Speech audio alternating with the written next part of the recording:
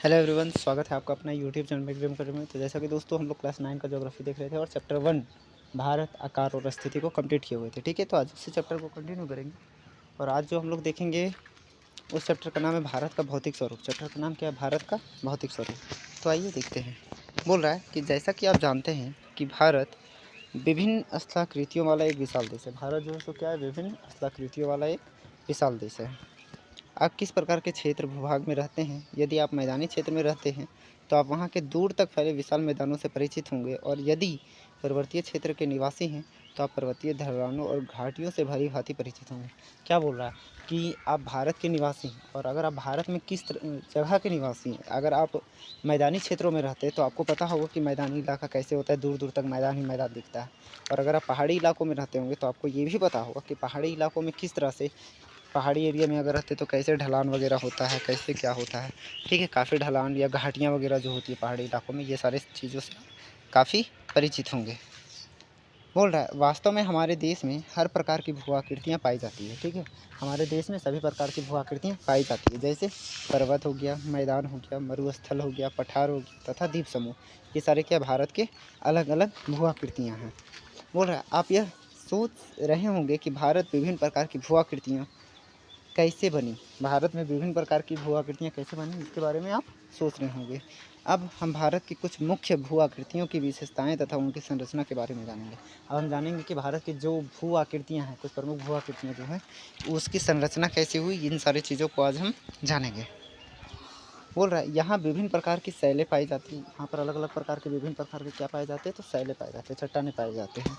बोल रहा है जिनमें से कुछ संगमरमर की तरह कठोर होती है, जिसका प्रयोग ताजमहल के निर्माण में हुआ है, और कुछ सील खड़ी की तरह मुलायम होती है, जिसका प्रयोग टीलकम पाउडर बनाने में होता है। क्या बोल रहा है? आपको पता होगा कि भारत में या फिर धरती पे अलग अलग प्रकार के शैलें पाए जाते हैं, अलग अलग प्रकार की चट्टानें पाई जाती है, और उनमें से भी कुछ संगमरमर टाइप्स के होते हैं। जो संगमरमर टाइप से के होते हैं, हमको पता है कि जो संगमरमर टाइप से के हैं, इन्हीं से हमारा क्या बना है? ताजमहल वगैरह बना है। और कुछ सेल खड़ी टाइप्स के भी होते हैं, जिनसे क्या बना है?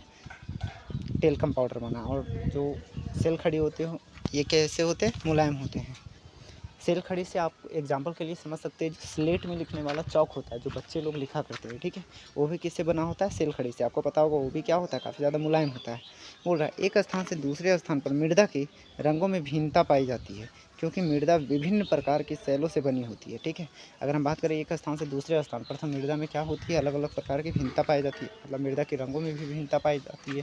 ठीक है, मीन्स किसी जगह पे रेड कलर की तो कहीं काली मृदा, इस तरह करके मृदा के रंगों में क्या होती है? परिवर्तन देखने को मिलता है।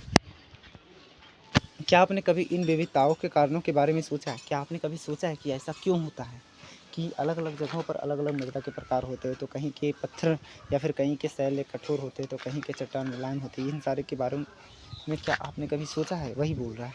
बोल रहा है इनमें से अधिकतर विविधताएं शैलों के निर्माण में विभिन्नता के कारण होती है। इनमें से अधिकतर किसके कारण होते हैं? तो जो शैलों के निर्माण में विभिन्नता पाई जाती है, उसके कारण होती है।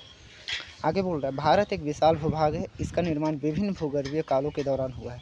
भारत क्या है? एक विशाल भूभाग है, और इसका निर्माण भारत के या फिर इसका निर्माण भूगर्भीय कालों के दौरान हुआ है, मतलब आज से कई सालों पहले।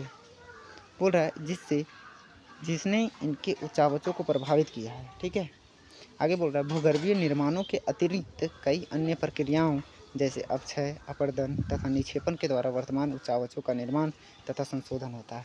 बोल रहा है कई सारे अपक्षय के कारण या फिर अपर्दन के कारण या फिर निक्षेपण के कारण क्या होता है? वर्तमान में उच्चावचों का निर्माण होता है। मतलब जो भी स्थलाकृतियाँ आप देखते होंगे कि कहीं कहीं चट्टानी इलाकों में कि कहीं कहीं की धरतियाँ या स्थलाकृतियाँ थोड़ी सी उठी होती है, उसके पीछे का रीज़न क्या होता है? ठीक है, आगे देखते हैं। बोल रहा है कुछ परमाणु पर आधारित सिद्धांतों की सहायता से भूगर्भ शास्त्रियों ने इन भौतिक आकृतियों के निर्माण की व्याख्या करने की कोशिश की है। ठीक है, मतलब कुछ परमाणु के आधारित पर, ठीक है, कुछ परमाणु आधारित सिद्धांतों की सहायता से भूगर्भ शास्त्र जितने भी होते हैं, उन लोगों ने क्या किया? कुछ भू आकृतियों के निर्माण की व्याख्या की कोशिश की है, मतलब किस तरह से भू आकृति का निर्माण हुआ है, इसके विषय में बताने का कोशिश किया है। बोल रहा है इसी तरह का एक सर्वमान्य सिद्धांत प्लेट विवर्तनिकी का सिद्धांत है। इसी तरह का एक सिद्धांत या फिर एक थ्योरी क्या है? प्लेट विवर्तनिकी थ्योरी। इसी को इंग्लिश में बोला जाता है प्लेट टेक्टोनिक थ्योरी। क्या बोला जाता है? Plate tectonic theory. ठीक है, इसमें होता यह है कि कुछ प्लेटें आपस में आके क्या होते हैं? टकराते हैं। चलिए फिर आगे देखेंगे। बोल रहा है इस सिद्धांत के अनुसार पृथ्वी की ऊपरी प्रपट्टी 7 बड़ी एवं कुछ छोटी प्लेटों से बनी होती है। इसके अनुसार से क्या होता है, जो भारत या फिर सॉरी जो पृथ्वी की ऊपरी सतह होती है, ऊपरी प्रपट्टी होती है, ठीक है, वो क्या होती है 7 बड़ी बड़ी तथा कुछ छोटी प्लेटों से मिलकर बनी होती है, ठीक है। अब ऊपरी प्रपट्टी क्या होती है, जैसे आपको पता होगा, हम आपको पहले बताए होंगे कभी कि जो हमारे अर्थ है, ठीक है, अर्थ को सपोज ये अर्थ गोल है, ठीक है, इसका अगर हम एक कोना देखते हैं, एक कोना को बाहर निकाल के अगर हम पढ़ने के लिए बाहर निकालें इसको, तो इसको मेनली 3 भागों में बांटा गया। कितने भागों में? 3 भागों में बांटा गया। पहला जो सबसे ऊपरी वाला परत होता है, जो 0 से लेकर 100 किलोमीटर तक का होता है, उसे हम भूप्रपट्टी बोलते हैं। क्या बोलते हैं? भूप्रपट्टी। इंग्लिश में इसको क्रस्ट बोलते हैं। क्या? क्रस्ट। और जो इसके बाद का जो परत होता है, इसको मेंटल बोलते हैं। क्या? मेंटल। ठीक है। इसका जो डिस्टेंस होता है वो होता है 100 से 2500 किलोमीटर तक। कितना होता है? 100 से 2500 किलोमीटर तक। और सबसे लास्ट वाला जो ये वाला हमारा पोर्शन आता है, इसको हम लोग बोलते हैं क्रस्ट। और इस क्रस्ट को 2 पार्ट्स में डिवाइड किया गया है। पहला ऊपरी क्रस्ट या फिर ऊपरी कोर या क्रस्ट दोनों बोला जाता है, ठीक है। और क्रोड और तथा नीचे वाला को निचली क्रोड, इसको भी क्या किया गया? तो 2 पार्ट्स में डिवाइड किया गया। Upper core and lower core.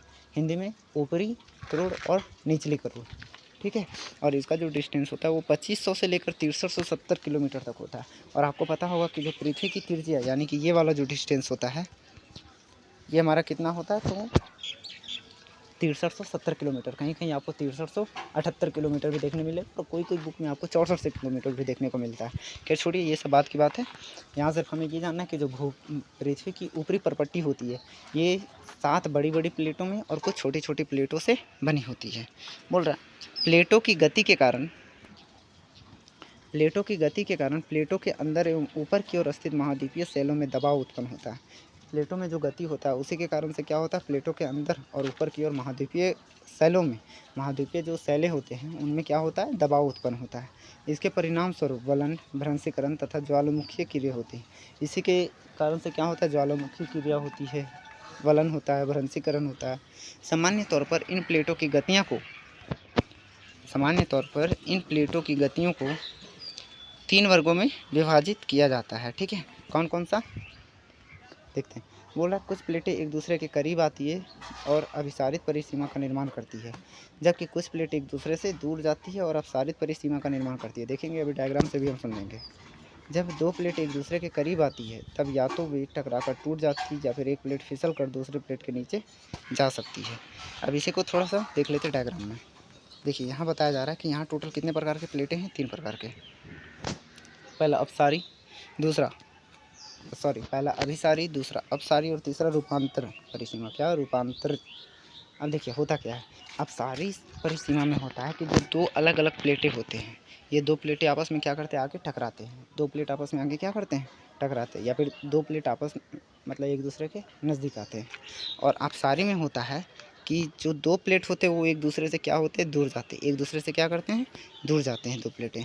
और रूपांतर में होता है कि जितने मतलब कोई भी 2 प्लेट जो होता है वो एक दूसरे के या तो ऊपर नीचे, एक ऊपर जा रहा है तो दूसरा नीचे, ठीक है, इस तरह करके कुछ क्रियाएं होती है।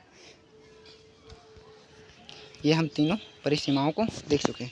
यहाँ देखिए अब महाद्वीपीय विस्थापन सिद्धांत एक आएगा आगे चल के। महाद्वीपीय विस्थापन सिद्धांत में होता है कि किस प्रकार से महाद्वीपें एक दूसरे से दूर जा रही है। स्टार्टिंग पीरियड, सबसे शुरुआती फेज़ अगर देखें तो उसमें जितने भी ये सारे सिद्धांत ये थे, ये क्या थे? एक दूसरे से कनेक्टेड थे। लेकिन अब क्या? कनेक्टेड नहीं है, अब धीरे धीरे एक दूसरे से ये दूर जा रहे हैं।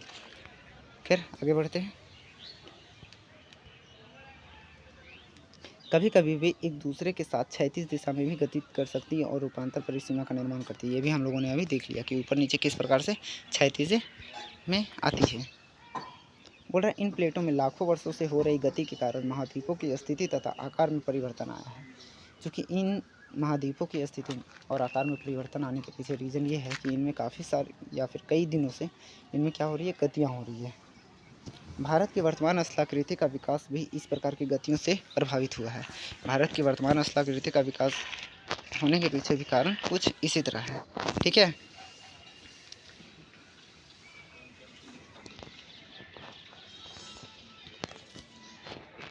देखिए आज यहीं रखते हैं, कल से हम लोग यहाँ से स्टार्ट करेंगे, ठीक है। क्योंकि वीडियो काफ़ी ज़्यादा लंबा हो जाएगा। यहाँ से हम लोग कल स्टार्ट करेंगे। कल हम लोग देखेंगे गोंडवाना लैंड क्या होता है, या फिर पैंथालासा क्या होता है, इन सारी चीज़ों को कल हम लोग देखेंगे। टेथिस सागर क्या होता है, इन सारी चीज़ों को कल देखेंगे। तो आज का क्लास यहीं रखते हैं। इसी के साथ जय हिंद, थैंक यू।